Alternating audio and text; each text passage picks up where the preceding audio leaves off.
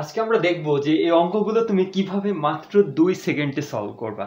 চলো তাহলে আমরা দেখি যে আমাদের কি আছে। প্রথমে দেখো একটা চিত্র দেওয়া আছে, ভালো করে একটু লক্ষ্য করো চিত্রটা।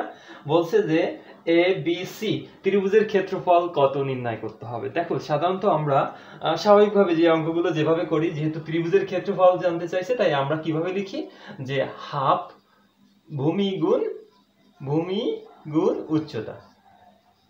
উচ্চতা। ত্রিভুজের ক্ষেত্রফলের সূত্র হচ্ছে হাফ ভূমি গুণ উচ্চতা। এখন এই হাফ তুমি বসাই দিলা, দেখো ভূমি আছে কত 4 আর উচ্চতা আছে কত, দেখো 4 দেওয়া আছে। এখন তুমি কাটাকাটি করলে কত হচ্ছে, দেখো এখানে 2 থাকে, 2 4 দুগুণী কত 8 आंसर। এখন তুমি যদি পরীক্ষার খাতে তুমি এভাবে করতে যাও তাহলে কিন্তু তোমাকে প্রায় 1-1.5 মিনিট সময় লাগবে।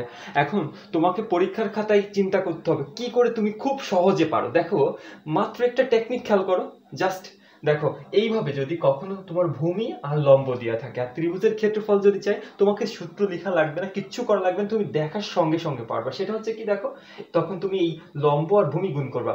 দেখো 4 4 কত 16, 16 এর অর্ধেক দ্বারা ভাগ করো, 2 দ্বারা ভাগ করলে 8, তাহলে 8 কিন্তু তোমার আনসার হয়ে যাবে মাত্র 2 সেকেন্ডে। কি করবা তাহলে, প্রথমে ভূমি আর লম্ব গুণ করো। দেখো এই 4 গুণ 4 দিলা, তাহলে 4 দুগুণী কত 4 4 কত 16, 16 রে তুমি অর্ধেক দ্বারা ভাগ করবা, তাহলে 8। তুমি মাত্র 2 সেকেন্ডে কিন্তু তুমি অ্যানসার করতে পারবা। কেমন বিষয়টা? চলো এরকম আরেকটা দেখি। আমরা 3 নম্বরটা একটু দেখি। দেখো কি দেওয়া আছে, ভূমি দেওয়া আছে কত, দেখো লম্ব দেওয়া আছে 6 আর ভূমি দেওয়া আছে কত 8। এখন কিন্তু তুমি আমার বলার আগেই পারবা। সেটা হচ্ছে কি, দেখো ভূমি আর লম্ব দেওয়া থাকলে তুমি কি বলছি, মাত্র দেখার সঙ্গে সঙ্গে গুণ করে ফেলবা। যেহেতু ত্রিভুজের ক্ষেত্রফল নির্ণয় করতে বলছে, তাহলে 6টা কত 48, তাহলে 48 কত দিয়ে ভাগ দিবা, 48 2 দ্বারা ভাগ দিবা, তাহলে 48 2 দ্বারা ভাগ দিলে কত 24। তুমি মুহূর্তের মধ্যে কিন্তু তুমি আনসার বের করে ফেলতে পারবা।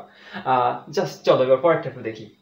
দেখো কি বলছে, কোণ কোণ এ সমান সমান কত। দেখো তার আগে তোমাকে একটু ইনফরমেশনটা জানতে হবে। একটা সমকোণী ত্রিভুজ দেখো তুমি জানার পরে তুমি 2 সেকেন্ডে আনসার বের করতে পারবা। একটা সমকোণী ডিগ্রির টোটাল সমষ্টি হচ্ছে 180 ডিগ্রি। তার মধ্যে এইটা হচ্ছে 90 ডিগ্রি। কত ডিগ্রি? 90 ডিগ্রি। এইটা হচ্ছে 90 ডিগ্রি, ভালো করে মনে রাখবা। এইরকম চিহ্ন দেখলেই তুমি মনে করবা এইখানটাই হচ্ছে 90 ডিগ্রি। আর টোটাল, এই যে এই টোটালটা হচ্ছে 180 ডিগ্রি। কত ডিগ্রি? 180 ডিগ্রি।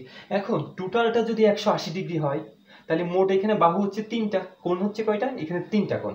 তাহলে একটা কোণের মান কত 90 ডিগ্রি। তাহলে তুমি প্রথমে কি করবা, এই 180 থেকে তুমি মনে মনে কত 90 ডিগ্রি বাদ দিয়ে দেবা। তাহলে কত থাকলো, 90 ডিগ্রি থাকলো। কত ডিগ্রি থাকলো? 90 ডিগ্রি থাকলো।